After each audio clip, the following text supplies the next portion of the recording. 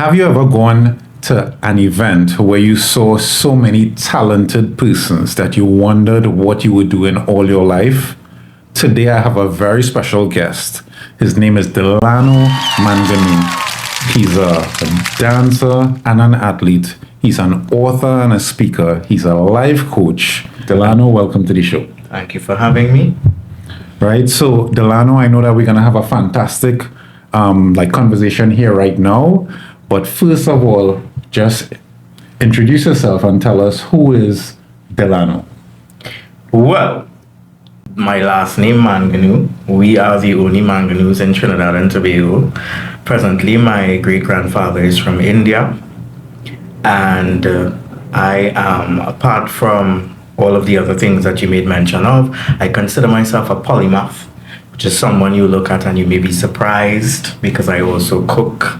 I'm a national director. I enjoy planting and I enjoy inspiring the youth and seniors as well. And I do a lot of women empowerment programs and teen empowerment programs in connection to my creative skills. Wow, quite a lot. So tell us this, right? So I'm wondering if you had, what was your childhood like, right? Because for you to amass all those gifts and those talents and so on, I'm guessing that somebody would have pushed you into the right places. Tell me about that. Yes. So my childhood was a mixture of both, and I would call it the best equilibrium ever. You know, they always say it's important to accept challenges because challenges make you better. Yeah. So as a child growing up, there was a level of disorientation in my home, right? Because my father was very abusive.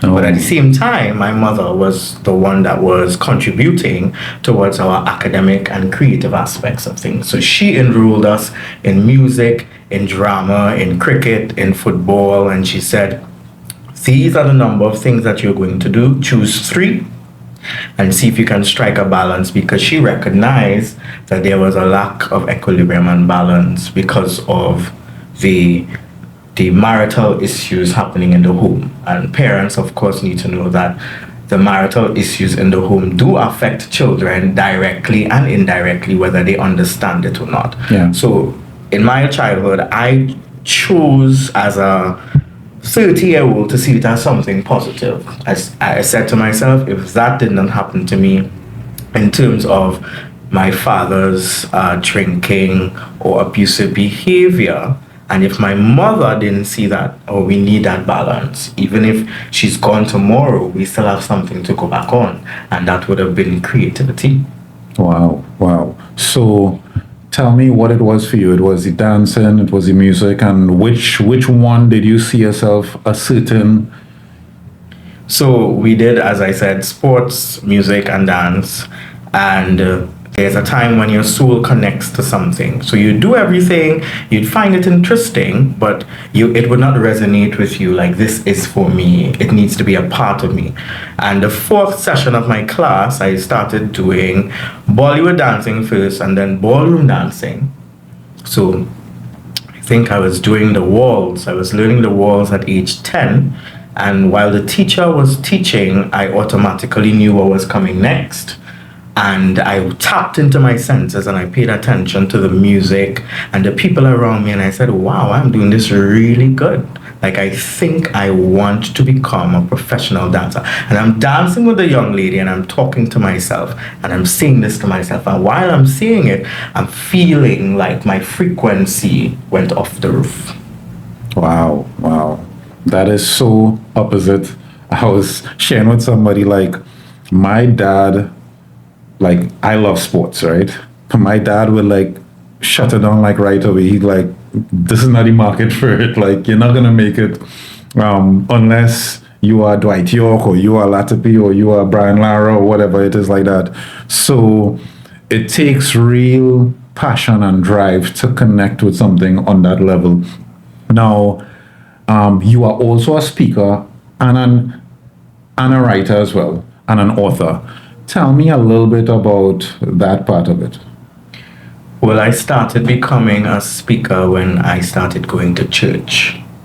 So at age 6, I would not call the church's name, but at age 6, we had this presentation where on a Wednesday it was called Theocratic Ministry School, and you were taught how to teach and preach to others. And if you have to preach to others, you need to know how to speak. So one of my goals obviously was, oh, maybe I should be a pastor or an elder.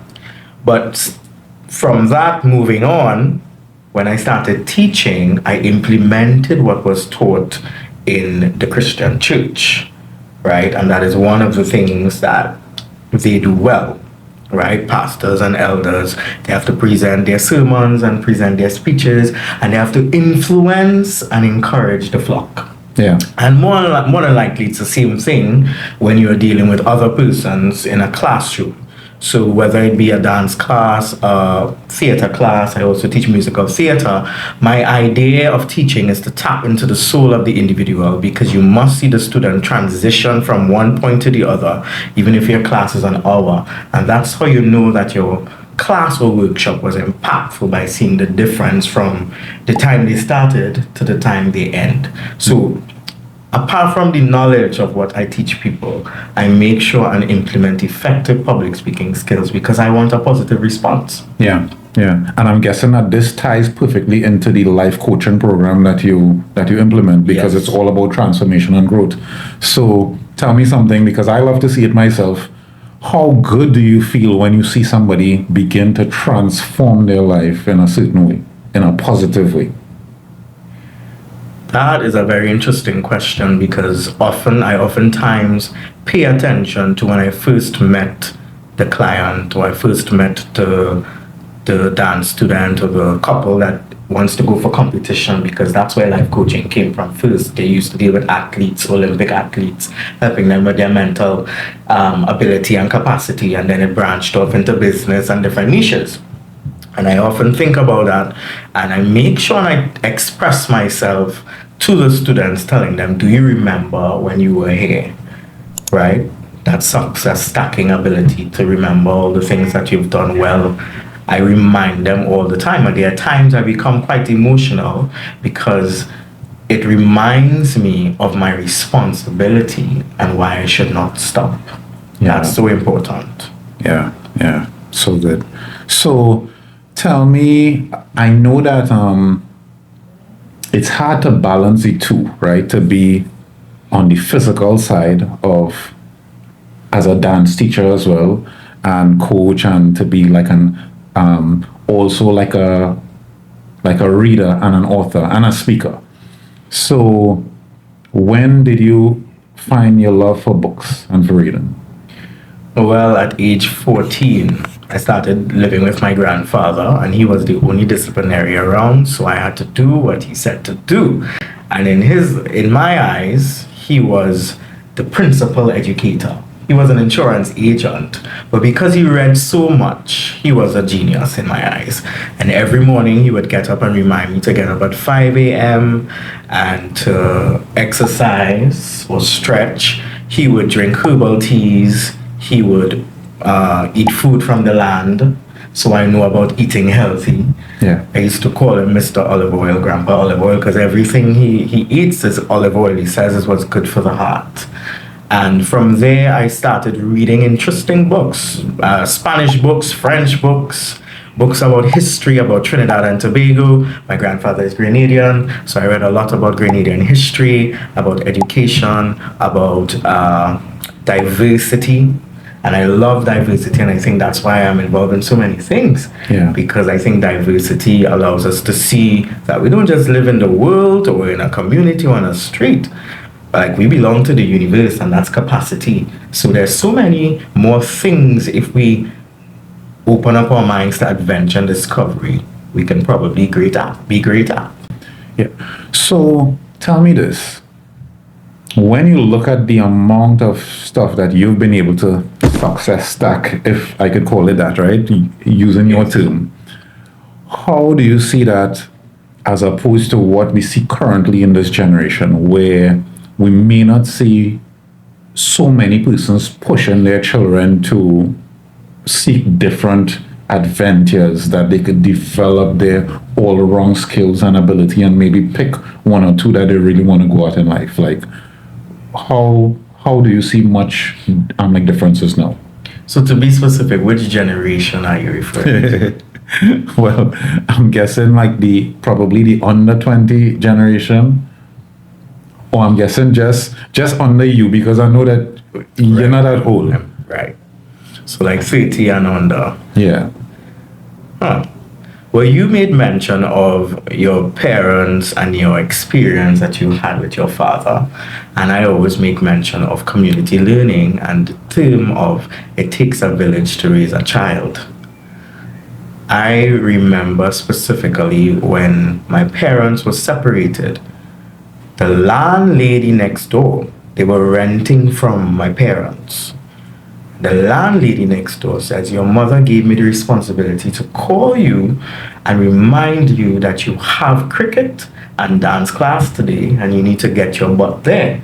And I was most distracted by what was happening. And I was distracted by my cousins and their need for play and just hang around and lime around the block and ride the bicycle. But she made sure, even though I didn't see my mother much because of the separation, she made sure that there was someone connected to me nearby that was keeping an eye on me. And I always tell parents that I said, teachers and coaches and leaders and people who are around you or who are around your children, show them a level of respect and gratitude because we are the community that are supposed to help you, because many homes these days, they lack balance. They lack balance with the parents themselves, their personal growth, and even within their relationship. And it takes a really smart child to sit and think and see that they need a difference by themselves. And sometimes it is the community that is around us. It is the person that is assessing us and paying attention to us out of their goodness is actually saving the generation to come. Yeah. Now, I know that there's some persons who might backtrack and say, well, some places there's so much crime and I don't want my child talking to this one because they look like they could be on the bad side because they see something from the parents and so on and stuff. And a lot might be masked. A lot may be masked in terms of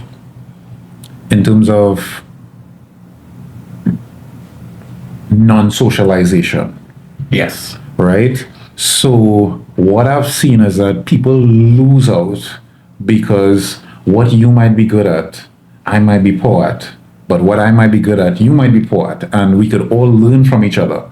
And what I've seen is, yes, persons might come and they come to school and they learn everything that they could learn, but they miss the opportunity to learn from each other because they're so fixated on trying to outdo each other with the work, not knowing that what you are weak at, I'm strong at, so you could learn from me and I could learn from you and so on. Integrated learning. Yeah.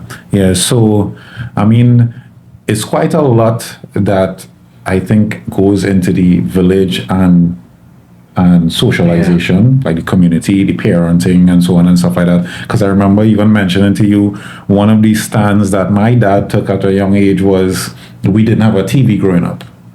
So not that he could not have afforded one, but he make a choice. Yeah, it was intentional. Yeah, it was intentional. And what that did is that we were able to socialize more, we were able to read more, and so on and stuff like that. There's something that I want to mention as well. When I started to watch at TV and shows, and probably back then at the younger age, maybe in my teens, what I noticed from, I want to call it the older shows, is that and one of the things that I take note of is that the wealthier persons always used to have a library. If you watch those old shows. And it made sense to me only... Library and a bar. And it only made sense to me like later on in life because I realized that knowledge is power. And the more knowledge that you have is the more that you could use that as a tool to begin to advance your life. And to the point where this age that we're in, I mean, everything at the tip of your fingers, it's on WhatsApp, it's on Google, and so on and stuff like that. But more than ever, I feel like we have people who are not necessarily learning and growing like how other persons had the edge. So I would say smart people had the edge years ago when they had books and other persons didn't have books, but now it's like everybody have the same playing field. And what you're saying is it all boils back to the basics. It boils back to the basics where you have the kings and queens in BCE and back in the day, and the Egyptians and the Aztecs and the Mayans, and they were so clever and smart. They were still introducing a level of technology and high frequency learning. However, they had an equilibrium balance about the basics, about being organic. So I'm sure they would have healthy eating practices, movement and exercise. Olympics was created by the Greeks, something that would, keep people healthy and challenge people. And it all goes back to being organic because they would write on tablets. And of course, that's why we end up having the Bible and different great books to use. So I think in terms of the generation, they're lacking balance because the technology, they're abusing the technology and forgetting that we need to also be organic. And being organic also gives us clarity. And with that clarity, we find ourselves finding answers to some of life's biggest questions. Yeah, yeah. So you're in favor of every parent right now making sure that their child has a physical outlet to start with. Yes. Fantastic. So where I want to go to now is for the teenager or for the young person. What would you recommend? Because I know that you do a lot of life coaching. What would you recommend as steps to success? Because one of the things that I see personally, I don't know if you see it, is that they try to get so much validation from these groups where everybody want to be doing the same thing. All right, well, my friend doing maths or he doing business or whatever, or my friend going and work here, so I want to go and work there too. But they're not necessarily trying to challenge themselves, challenge their gift, challenge themselves, whether physical, whether mental, or like anything. They're not trying to stand out, is the word that I want to say. They're not trying to stand out. They're trying to fit in. But that's just my view. But tell me, what would you recommend to the generation now that they could begin to success stack? Well, first of all, I think this conversation and this question is very important, and I hope people listen to this podcast because you're not going to get this in the education system in the Caribbean. Yeah. And there's something called, I have taught at primary school, preschool, and at the University of the West Indies, and there's something called a bell curve.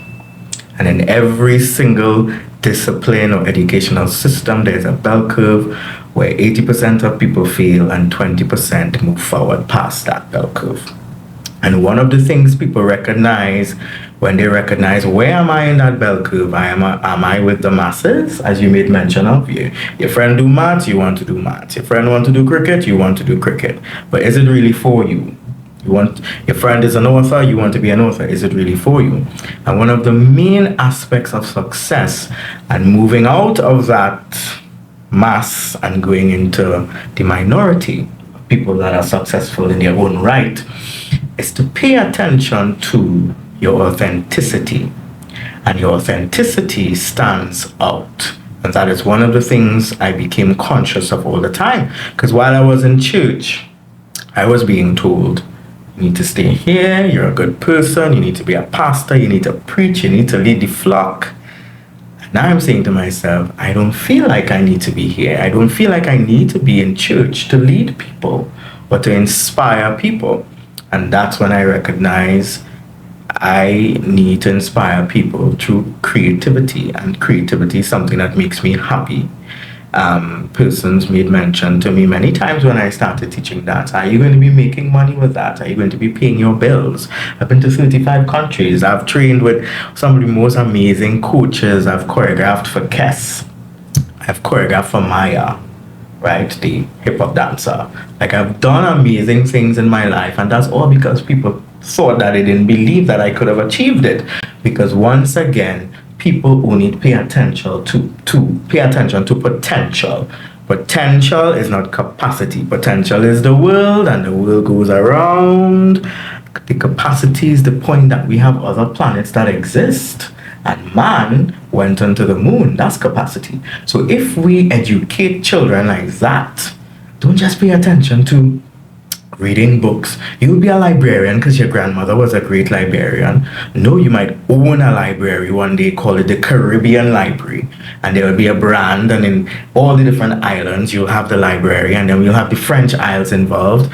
And that's something that I did. I started teaching dance, not just in Trinidad and Tobago, because here what I realized, that saying goes, where people will always take you for granted in your own space and your community. So I decided to connect to other islands, and my work is still being taught there because I'm a Caribbean teachers training program.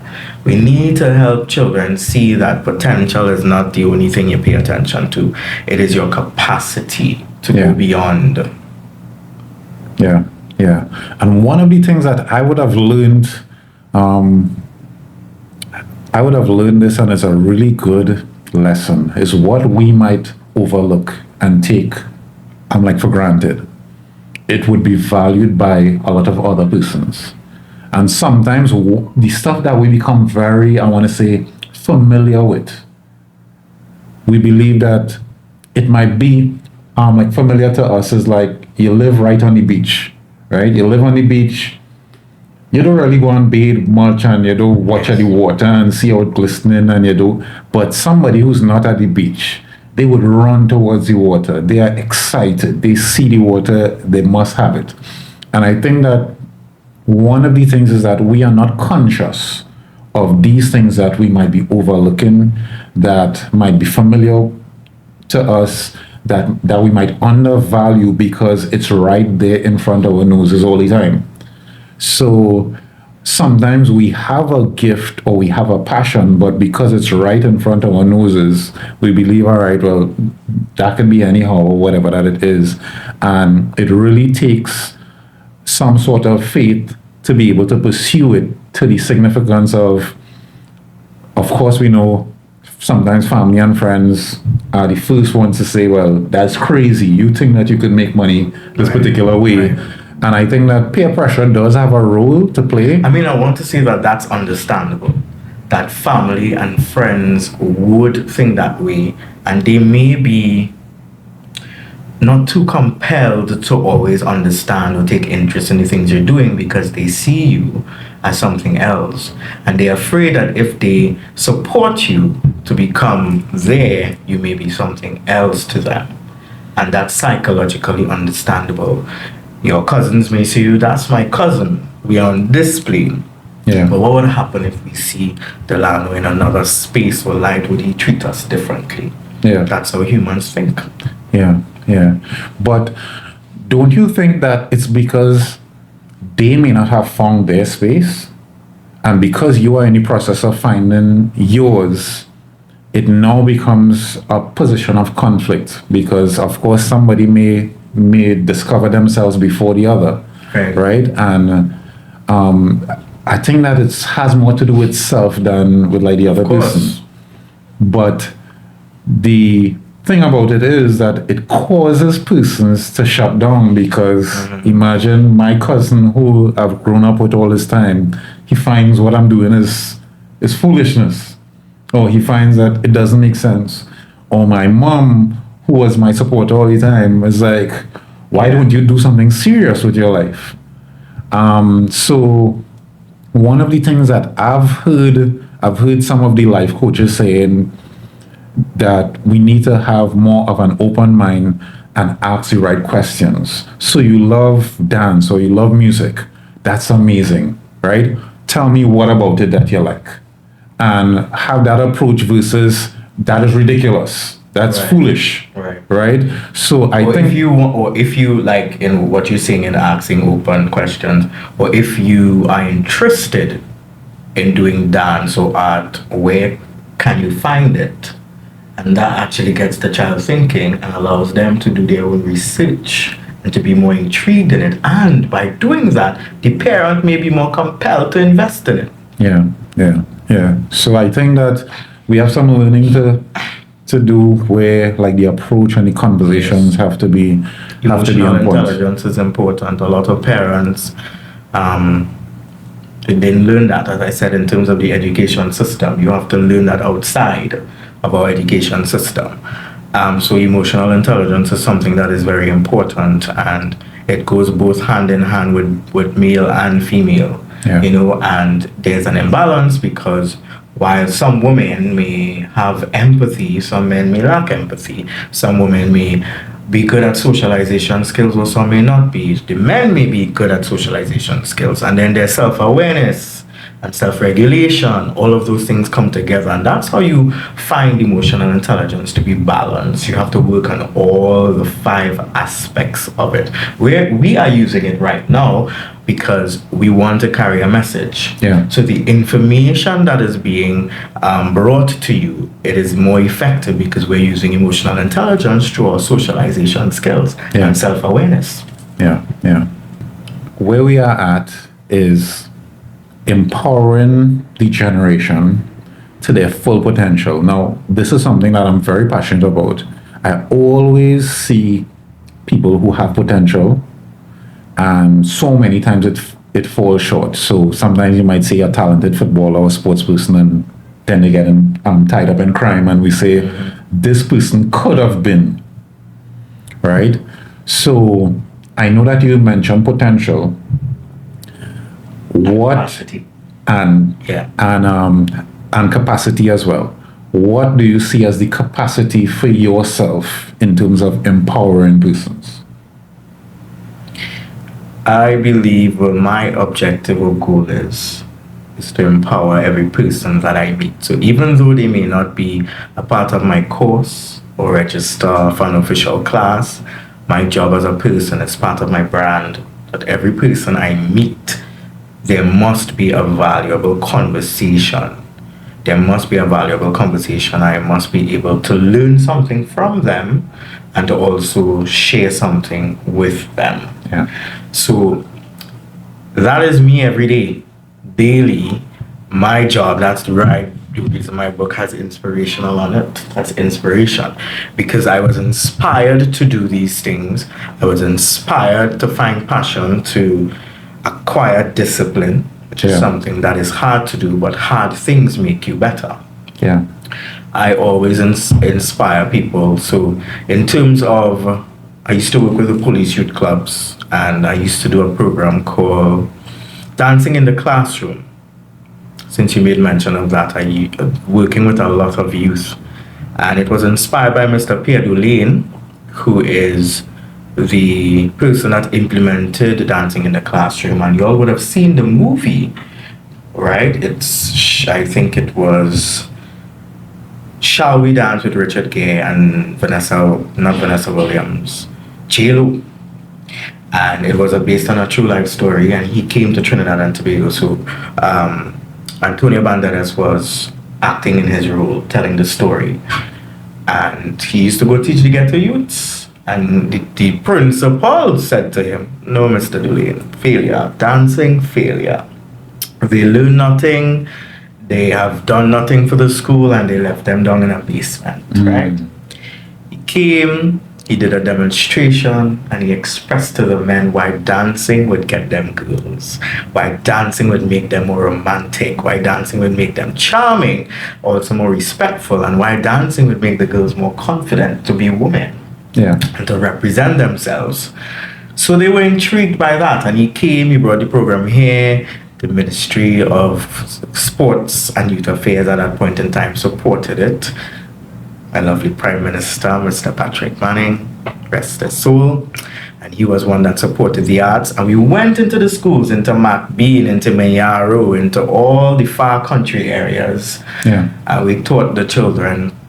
And once again, we had to incorporate, of course, some teachers were not getting it, who were assigned. They thought they were just there to teach dance.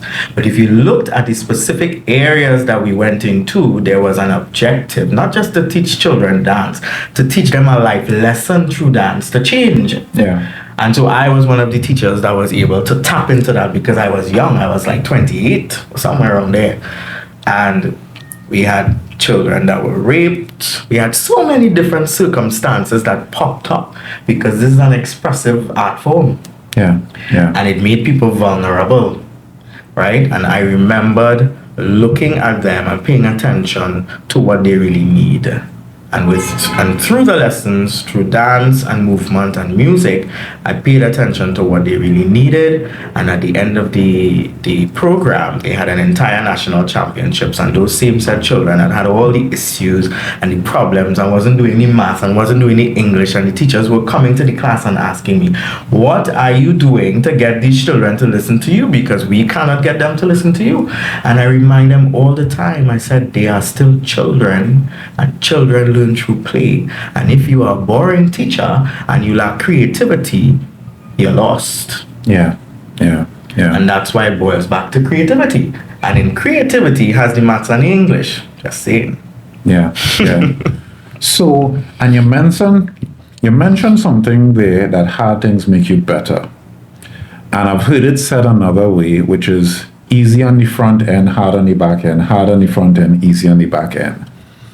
And how could we encourage persons to take the hard way? Because with, let's just say, like the dopamine and how it is that we are being programmed daily to go easy, right? We are being programmed daily to have an excuse of why it is that we can't accomplish something or like the other. How do we choose? I remember from an early age, I actually chose, my first job was sales, door-to-door sales. Not the kind that anybody would like, but it was the best choice that I made that created the most amount of development within myself. And I chose it specifically because I had this horrible speech problem, first of all, and I was shy, introverted. Everybody who knows me before, I was no speaker. But I saw this and I was like, this is hard. This has development for me. And I chose that, and I believe that that's part of my whole life story now. It's ingrained in terms of what would have created the most amount of transformation. So, hard on the front end, easy on the back end. How do we encourage persons to embrace hardship? First of all, if we pay attention to the meaning of hardship, and you pay attention to the meaning of equilibrium, and I made mention of that word all the time. It's my third chapter right now in my book of happiness. I'm writing my fourth book. And the word equilibrium really means when two things are opposing. It could be good or bad, up or down, black or white. Two things have to be opposing, like a war. Yeah. So there's always going to be a war, but we know equilibrium to be something balanced. The beauty of life is taking the hardships, the imperfections, and balancing it with your greatness or your perfection that is still there, because the fact that your body still heals yourself shows that we were once perfect. The fact that the body heals itself and rejects certain matter and bacteria. You can tell when you're getting a cold, you can tell when you're dizzy, the body's alerting you, shows that we had the capacity before to be perfect, and it still exists, and the amazing things that mankind has done. So the point is, are we really imperfect, or are we a balanced scale of imperfection and perfection? And are we tapping into our consciousness to see that? So remember, when there are the downs, you have to be able to know that there are going to be ups to balance that, and that's how life goes all the time. Yeah. And you have to, again, enjoy the beauty of understanding that that is what exists.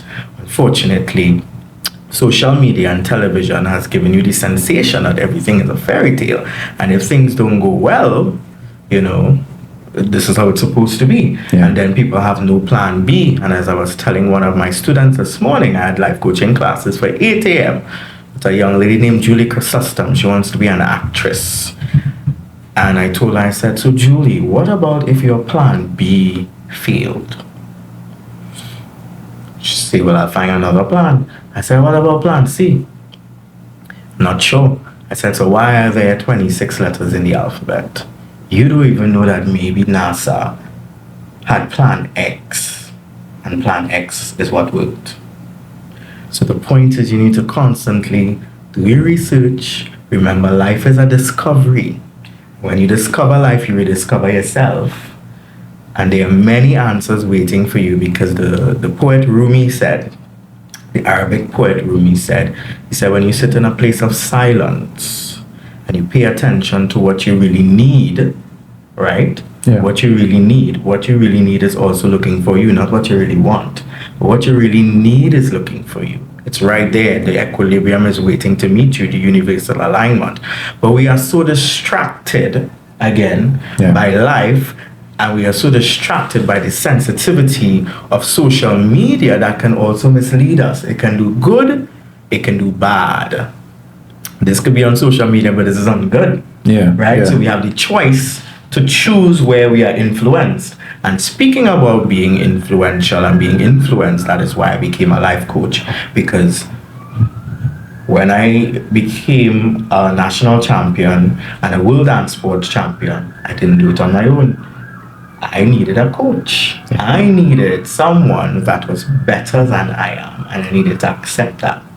And that's why we always say, learn from someone that is in a better circumstance than you, that you think is smarter, more intelligent, because that person is going to be your mentor. Yeah. And then from there, you go on and on. It means no matter what title you possess, you should always have a life coach. Yeah. Agreed. Somewhere in between there, I know that lines get mixed up. So some people believe that they don't need a coach or a mentor or somebody to look up to. But I always think that the biggest lie that we've been sold is the creativity that needs no coach. That level of creativity. With that. Tell me about this lie. I'm in a different world. Because like a lot of persons who begin to create and develop, they tend to, it's like you could try to create the wheel now, right? But you're in some corner somewhere and you think that this is going to be innovative. And when you come out, I'm like with it, only to figure out there's already a wheel there. But that's because you are not paying attention to the growth and the learning that is already there before you. So for example, yes, mentorship and coach, we might think of someone physical.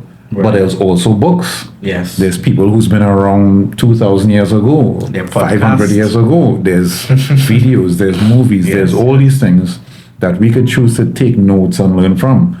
So the best thing that I could do to create a success map for myself is to follow in somebody else's success map, not try to create my own.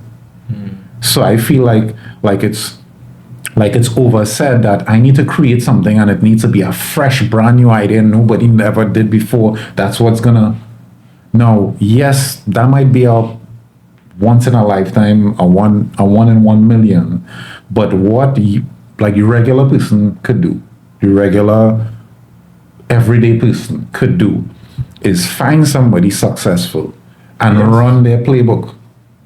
Find somebody successful or find a success manual and run the playbook. And too much times we are not really humble enough to obey and to follow it line by line, play by play. We believe, all right, well, this part work, that part work, this, and it's almost like they try to prove this playbook wrong, but it's already worked. So that's just my little tidbit on that, because I believe that so much persons feel like I need to recreate the wheel. I need to recreate something that's going to be like awesome. But yes, something could be awesome, but as a cook, how do you learn how to cook your way? First, you follow a recipe. Of course. Right? You learn the basics. You learn the basics. Concepts. So you follow a recipe. Then you begin to add in a little bit of spice here, a little bit more salt here, and you say, all right, this is the way I like to do it. But without the recipe, well, you'll just be pulling things together that may not necessarily create the end product that you want. And I think that the biggest lesson that most persons have to learn is that the hack to life is figure out where you want to be and find the playbooks or find the mentors or find the coaches that are familiar that could get you there. Yeah, I agree. It has to be cohesive. Your goal has to be cohesive with the people, and that's why environment is very important. Yeah. And as you made mention, if some people cannot afford a mentor or can't find themselves in those spaces, read more. And our society lacks And that watch a lot. podcasts. They would ask you, what street it on? The street right there with the name on it. They would ask you, where's the event? The event is on the poster. But people are so distracted, they forget to read, they forget to increase their vocabulary. Yeah. And I always tell people, I said, the ability to read and to wake up your cognitive senses is a blessing, because some people cannot receive and comprehend information because of so many different mental disorders. I say the ability to speak and to pitch your voice and to speak with expression and to use the words effectively to gain influence is also an opportunity, because some people don't have a tongue.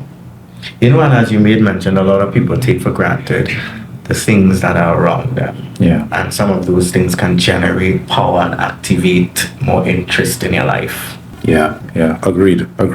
So a thought just came to my mind, and I said that I'll jump in on this because, yes, we talk about persons who may not afford a coach or a mentor, but there's a lot of free resources, right? So the Bible has this passage where it talks about where your treasure is, there your heart will be also. And I always use this when I'm teaching people about sales and pricing and so on, because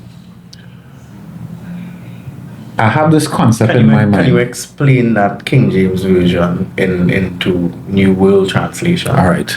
Where your treasure is, there your heart will be also. So where your sacrifices or where the cost or the price was paid, then your heart will be there. Like your seriousness will be in it. Similar to, I like to reference the value of your reward is connected to the value of your sacrifice. So for example, you want to be great, you need to put in months, years of work that persons may not consider to be great. That's the sacrifice part. You want to learn how to speak, that takes work. You want to learn how to read, you want to learn how to write. All those things are things that it takes that learning curve, that journey. So that's the sacrifice part. Now, if you're not able to apply yourself onto a certain level of sacrifice, physically, mentally, or however that you could apply yourself, then the sacrifice that needs to be paid now is the dollars and cents. So I want to get coached to your playbook, then I can come and be like, all right, how do I get the free notes here? Right? I need to pay, because if you were to give away your service for free, how serious am I going to take it? People that pay attention. Exactly. So that's where your treasure is, there your heart will be also. So I'm always in favor of people. Yes, you could give free, valuable content, but I'm also in favor of the stuff that are critical. You want to be able to have a charge because it's only as serious as your heart. So you don't go by the doctor, or you could go by the pharmacist and they'll say, all right, well, what I think that you have is a flu, you take 2 of this, 2 of this, 2 of this. And you'll be like, oh, well, the pharmacist just tell me that, and you will take that serious. But when you have the doctor to face and you pay like your doctor fee and the doctor write, take 2 of this by 2 of this by 2 of this, why are you much more focused on getting that then? Because the price would have been paid. So I'm very much in favor of paying the price. And one of the things that I think that we struggle with here, specifically in this market, is the monetization side of things. So for like a creator, for a singer, for a dancer, somebody in music, I think that generally we struggle to monetize because we may have a foreseen idea of how the money should come, but not necessarily be running a monetization playbook of different options. And you made mention earlier on about sometimes the creative will think that they don't need a coach. They could just be creative and be found, which is so not true, because when you look at the different sides of creativity, you always say, but she was such a great singer, she was such a great dancer. We don't see her anymore. There's nothing that they're bringing anymore, and they become uninspired.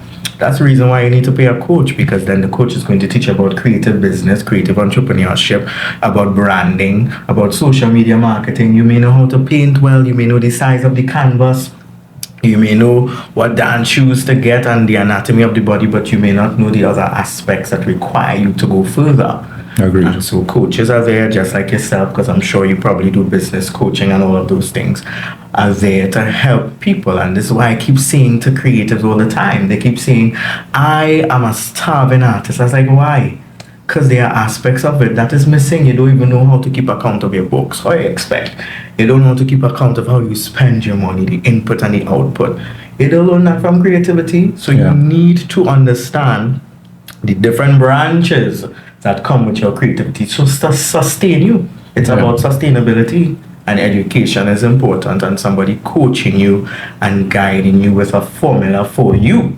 That's why I do mostly one-on-one. I love one-on-one, because every method is not for the same person, not for everybody. So when that coach sees you and assesses you, then they would know how to give you the right methods to work with your creative expansion, as to say. Well, you'll just end up in that corner in your house doing a bunch of paintings and waiting for somebody to discover it in 50 years. So what do you say to the person because I always talk about marketing, right? And I talk about these phenomenal people. So sometimes there's somebody who could make like an ice cream or a cake and it'll be fantastic, but they live somewhere too cool, right? So the issue is brand awareness. There may be a lot of other things there in terms of marketing, in terms of like the amplification of their messaging and so on and stuff like that. What would you say to the person who has the talent and the gift, but they don't know anything about marketing or they don't understand it? Well, the same thing that we spoke about.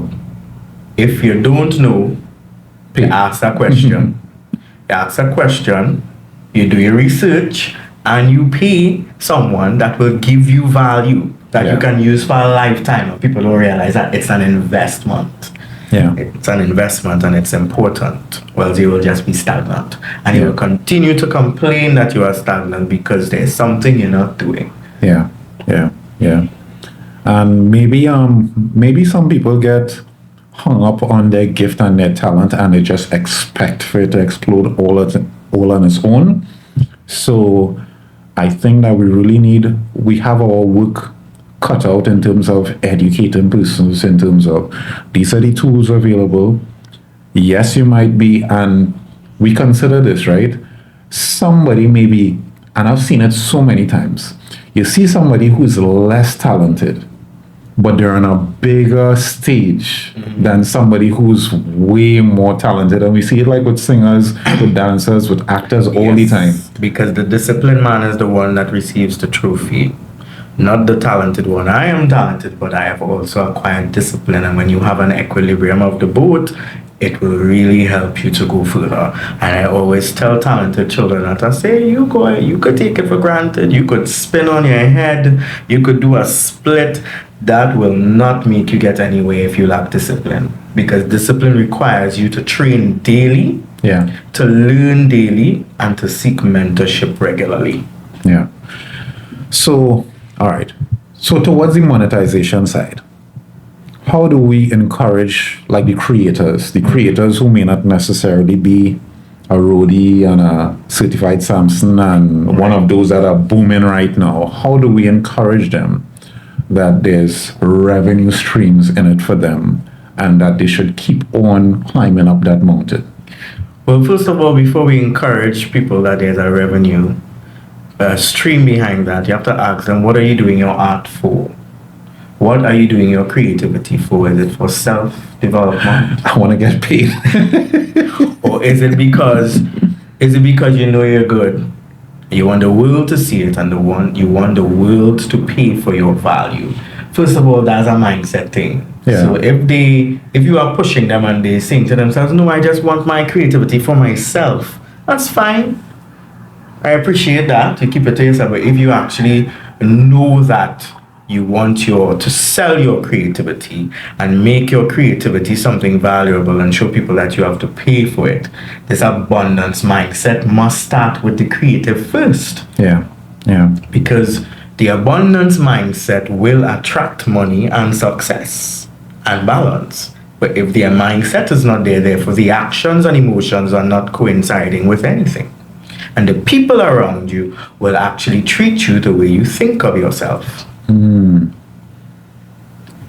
So could you go a little bit deeper into that specifically? The people around you will treat you how you think of yourself. Yes, how you think of yourself. So if it is that you lack all the world of confidence, let's use that, because in order to market anything, confidence is important apart from your knowledge, because knowledge can be misplaced if the confidence is not there. Yeah. So if you may be the person that lacks the world of confidence, then the world will see that. Yeah. And then the world will see that level of vulnerability and take it for granted. And that's why a lot of children are being bullied today, because their parents are not teaching them about confidence and how to attack a forward and positive circumstance and not back down. Yeah.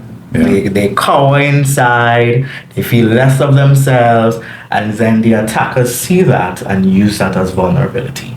So confidence is a very important. This is just one example. So if you think that you lack confidence, the world of confidence, you're not going to get anywhere. And this is why I encourage parents, please do not tell me your child is an introvert. Stop that crap. No child in this world should be an introvert. That is very dangerous, because they have all the thoughts in their head and they don't balance it out with socialization. And socialization with healthy people. So you are really what you think. Yeah. You are the person that thinks about the food you eat, the way you want to dress, what you want to say, who you want to be around, your success habits, your success stories. So the creativity part of it really starts with how do you see yourself as a creative, and then people will see that. And that's why you have to teach people how to treat you. And that starts with that transitioning of the mindset that I have the confidence enough to do exactly what I intend to do and to be where I want to be. Yeah. And people are going to observe that, and there's going to be a sense of love, adoration, respect. Yes, disrespect, but you would know how to handle that because your confidence is balanced. Yeah. Yeah. So about confidence, right? Because if you are not confident in your own craft, then you're not going to be 100% all in, because it's going to manufacture a level of I want to say uncertainty And fear and self-doubt. And this is what other persons would prey on, right? You sure you want to really do this? You sure that this is the right path for you? And that's going to even raise even much more questions in your mind, because not just now, obviously there's probably a 50-50 chance that this could work out anyway. But how do you assess going all in? Because from the time that you break one of your promises to yourself, understand that that is like a checkbox on the negative side. So I said I was going to do this. Somebody talked me out of it. I didn't do it.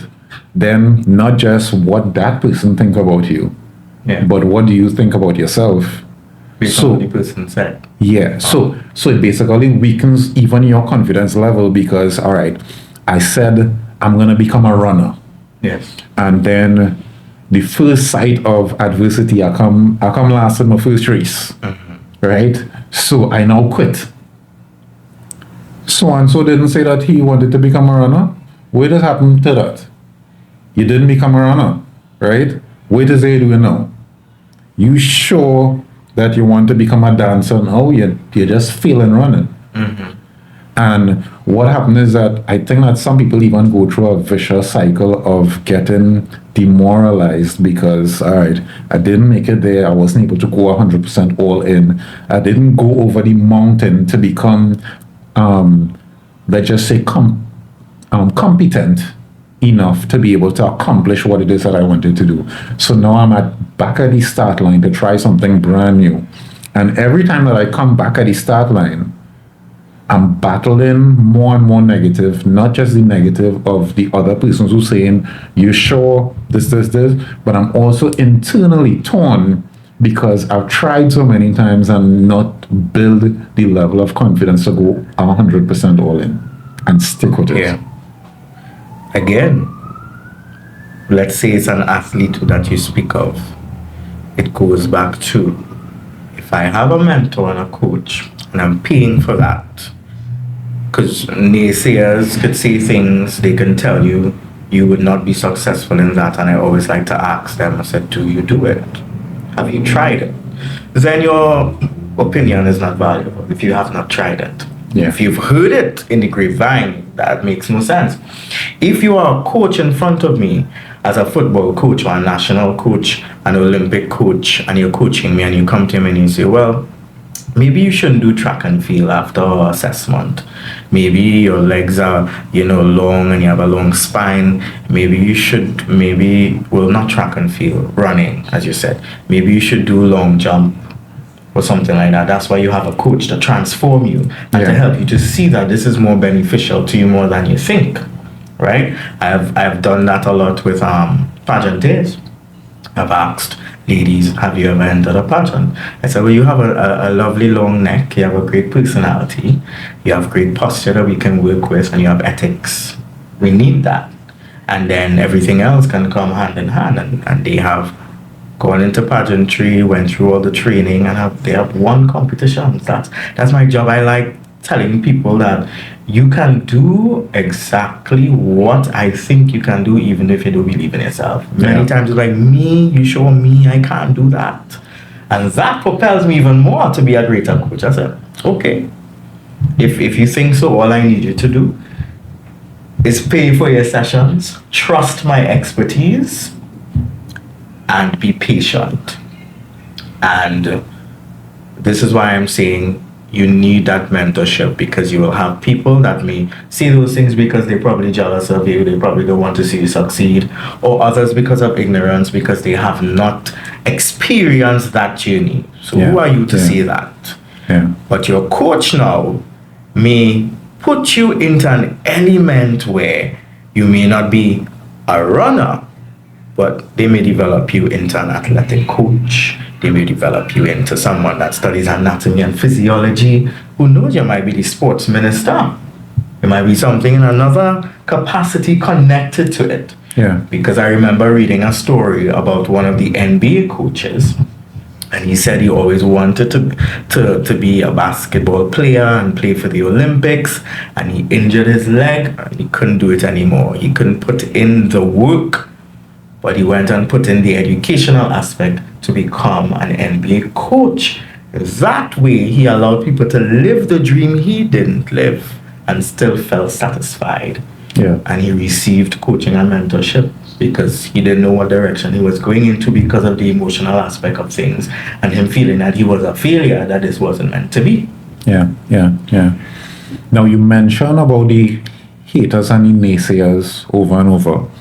I personally talk about, I love the haters, right? Because something about having a hater that drives you to perform as well.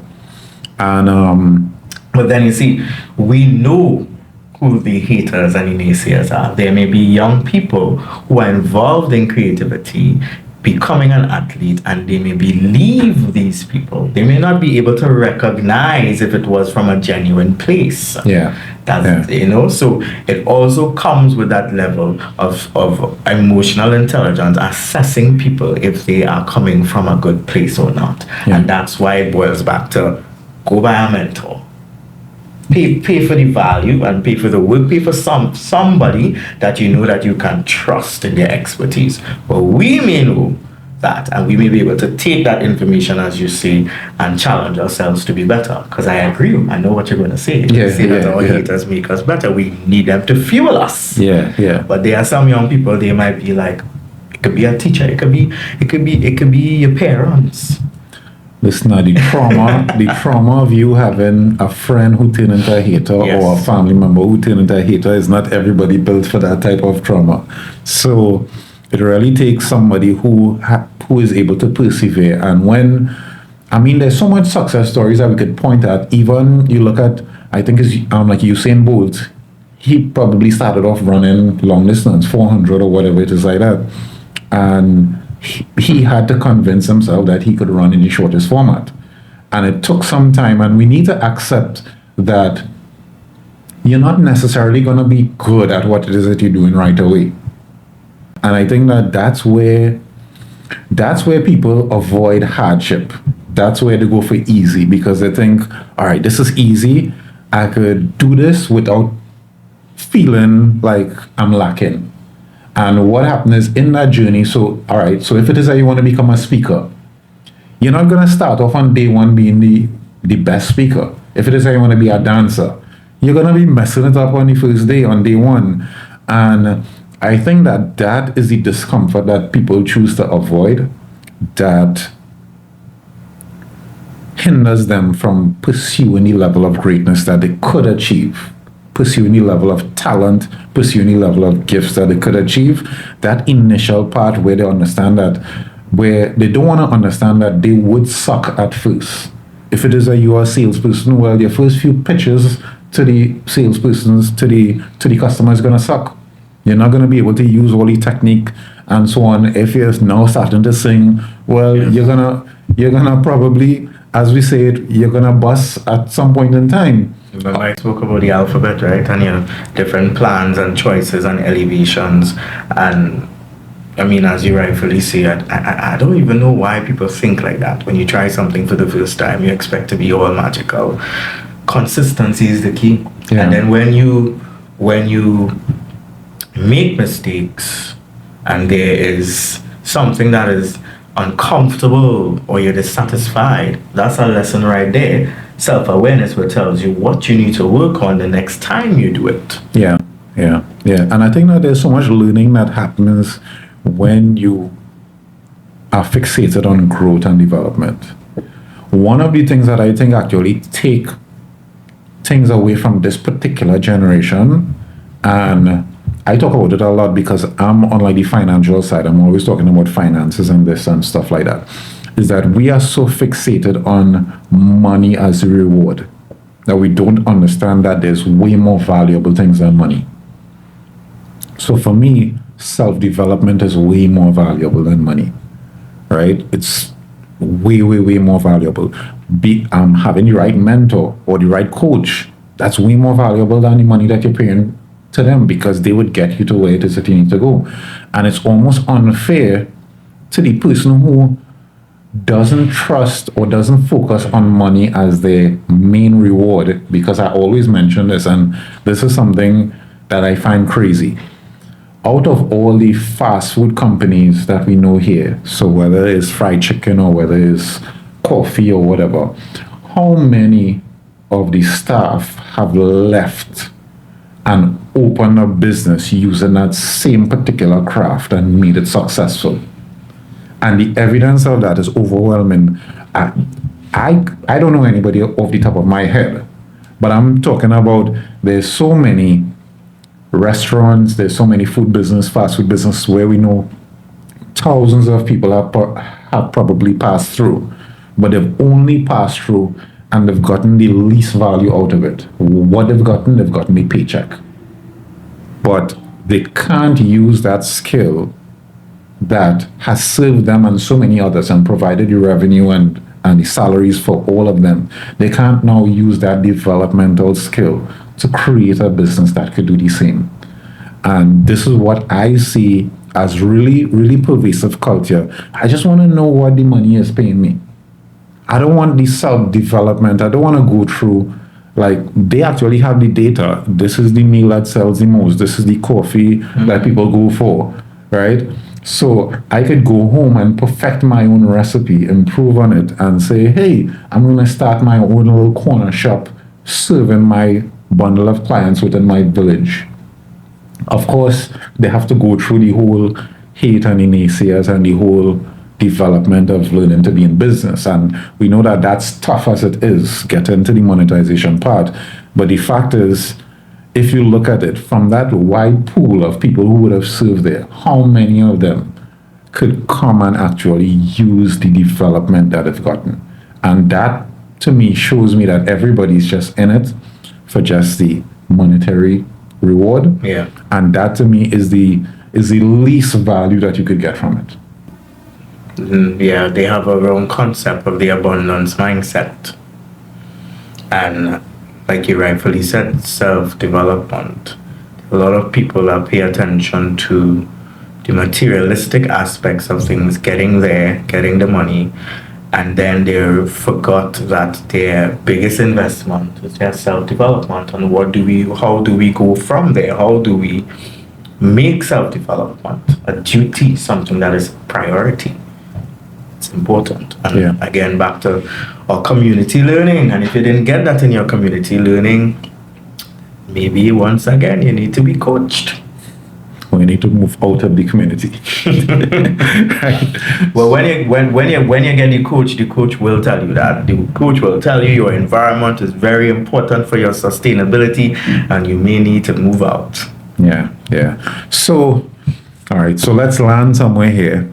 I want you, Delano, before you tell us about your book and where we could find you on social media and all your channels and all your programs and stuff, I want you to just give a message to the persons who trying to aspire to be great, just something that they could coin and look forward and make a mental note and say, like Delano say, XYZ, I'm going to give it a shot.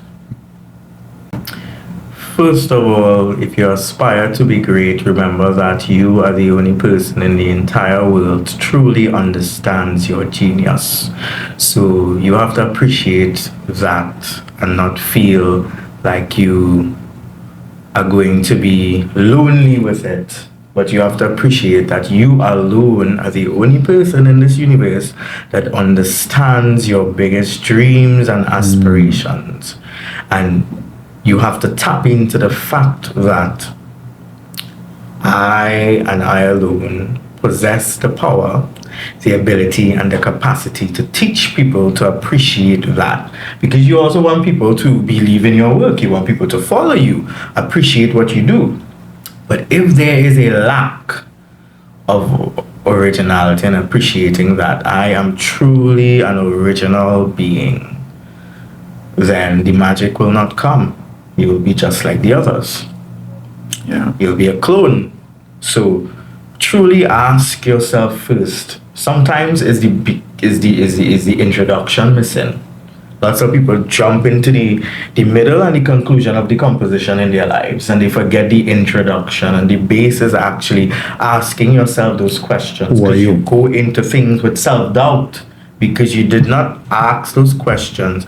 And remember, keep reminding yourselves, I am one of the originals. And I possess the power and the answer within to inspire myself first. There's a quote in my book that says, when all that you have is yourself, become your own inspiration. If you are able to become that powerful being with self, you may be alone, but not lonely with it. If you are able to overcome that and not think automatically that you need always somebody to make you believe in yourself constantly. Oh, that's a task. Yeah. But the power within one human to actually say that I believe in myself entirely, and I will take this belief with me into the rest of my adventure, it will actually be a great experience. Love it. So tell us a little bit about your book and about where we could find you on all your social channels. So we have the DM inspirational collection of quotes. So you have the quotes on one side, right? My quotes are about human conversations, dealing with animals, the planet, the earth, dance, creativity, meeting people, just the earth in general. I tend to stand in my now and I ask myself, why is this person here? What am I learning from this person? Is it a negative? thought? Is it a positive thought? Is it something about success? I sit in cafes and I was like, why am I listening to this song? Why did I not pay attention to this song before? Why am I listening to this song?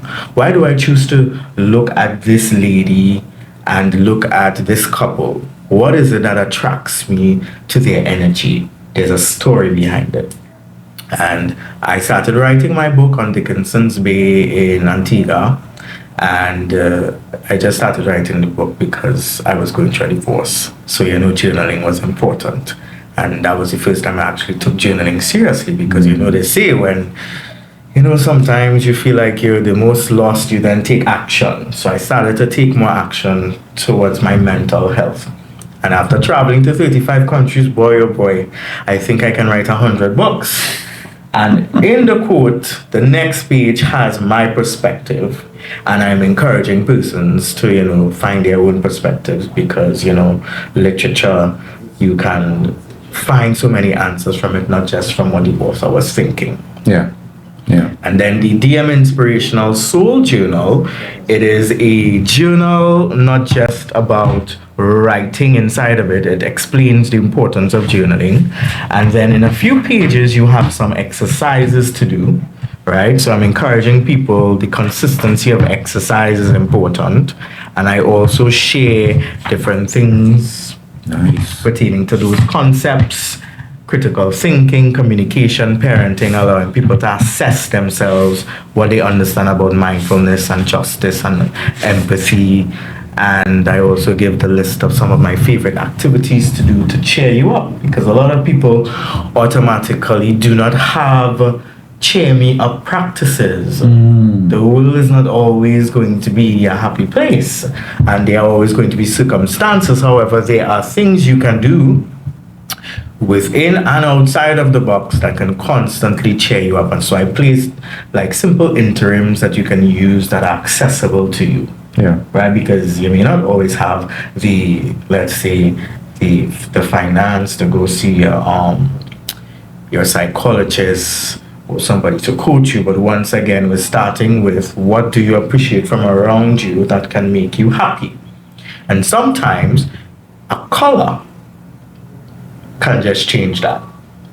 Sometimes a specific song with a life lesson behind it, if you have access to it, can change that. Or simply writing your own words and decluttering your brain and looking at it in front of your face and saying, "Ooh, that's where I am in life. That's how I think." And then go to the next page and write, "What do you want from it?" As simple as it sounds, most people don't do it. Yeah.